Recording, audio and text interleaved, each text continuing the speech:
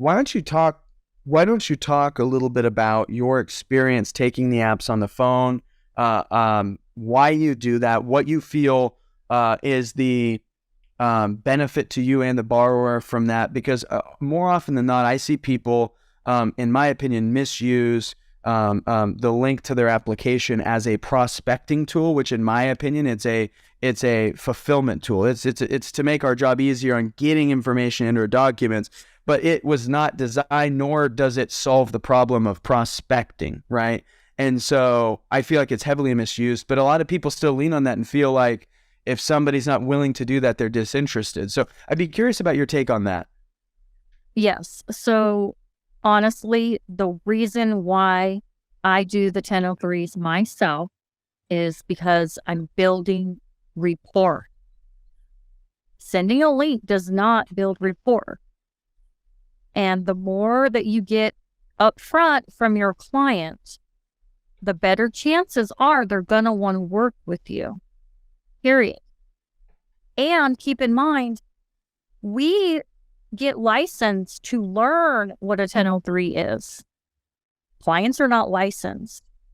Clients will make mistakes on 1003s, and it's your job as a loan officer to catch those if you're just sending out a link. It can be missed. It really can. It could be overinflated. It could be, and the thing is this. I have them on the phone. They're willing to talk to me. I'm taking that application over the phone. Why? Because for every passing moment, if they get off the phone and then there's an emergency, well, guess what? You're not going to be the thing that they're going to be taking care of first. Right. And then what's going to happen? More time is going to pass.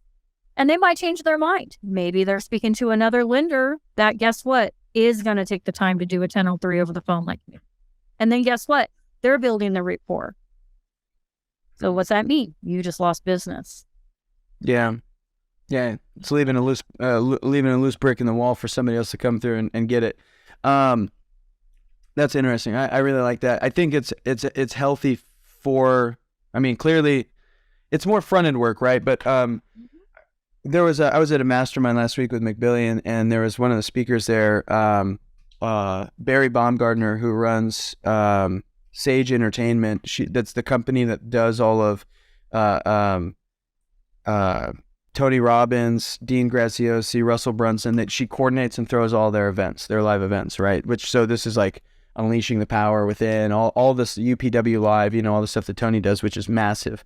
And she had talked about this concept that she defines as serve hard, sell easy, right? If you're on the front end, if you're willing to put the work on the front end to serve somebody, right? Which rapport building is serving. Having an honest conversation that takes time is serving. All this stuff that you're doing on the front end, if you're doing those things and you're serving hard, you'll only have to sell easy, right? It's not hard to sell, right? Now, if you serve easy, you have to sell hard, right?